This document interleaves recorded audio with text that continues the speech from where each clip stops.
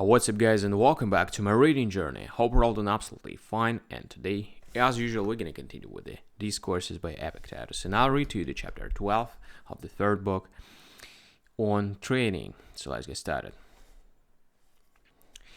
We ought not to train ourselves in a natural or extraordinary actions, for in that case we who claim to be philosophers shall be no better than mountebanks. For it is difficult to walk on a tightrope, and not only difficult but dangerous as well. Ought we for that reason to practice walking on a tightrope, or setting up a palm tree, or embracing statues? By no means.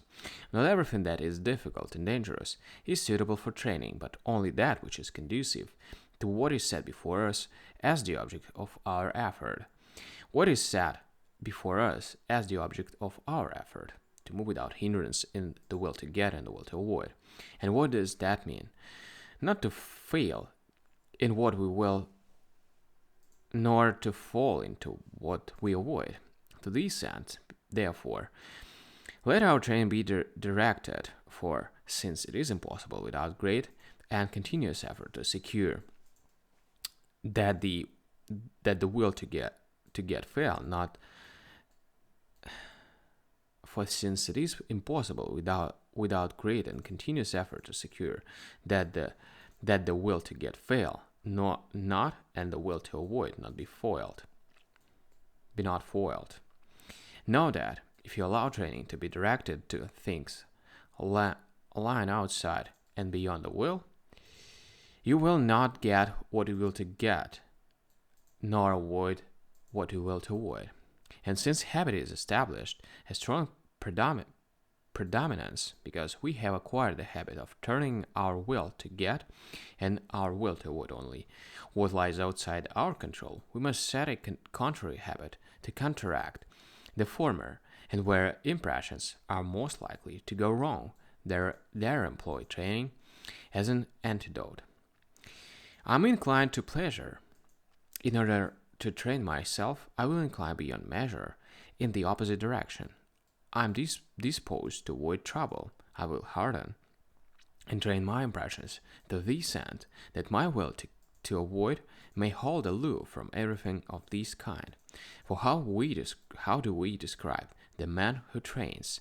He is the man who practices avoiding the use of his will to get, and willing to avoid only what is in the sphere of the will, and who exercises himself in what is hard to overcome.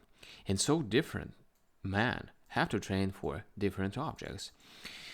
What is it to the purpose here to set up a palm tree, or to carry about a hod of skins, or pestle and mortar? Man, train yourself, if you are arrogant, to bear with being reviled, and not to be annoyed when you are disparaged. Then you will make such progress that, even if you are struck, you will say to yourself, imagine that you have embraced a statue. Next, train yourself to use wine properly, not for heavy drinking, for there are men misguided enough to train for this, but first to abstain from wine, and to leave alone pretty maids and sweet cakes. Then, if the proper time comes, you will enter the lists, if at all, to try yourself and learn whether your impressions overcome you as before. But to begin with, fly far from enemies that are stronger than you. The battle is an unequal one when it is between a pretty maid and a young man beginning philosophy. Pot and stone, and the saying is, do not agree. Next, after the will to get and the will to avoid, comes the sphere of impulse for action and against action, where the object is to obey reason, not to do anything at the wrong time or place, or offend the harmony of things in any other way. Third comes the sphere of essence, concerned with things plausible and attractive. For as Socrates bade man not live a life without examination, so you ought not to accept an impression without examination, but say, wait, let me see who you are and whence you come. Just as the night watch say, show me your token. Have you the token given by nature, which the impression that is to be accepted, must have. And to conclude, the methods which are applied to the body by those who exercise it may themselves conduce to training, if they tend in that direction, that is, if they bear upon the will to get and the will to avoid.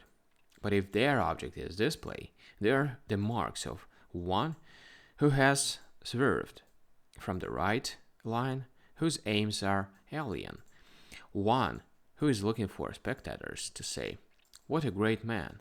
That is why Apollonius was right in saying, "If you wish to train for your soul's sake, when you are thirsty in hot weather, take a mouthful of cold water and spit it out, and tell no one."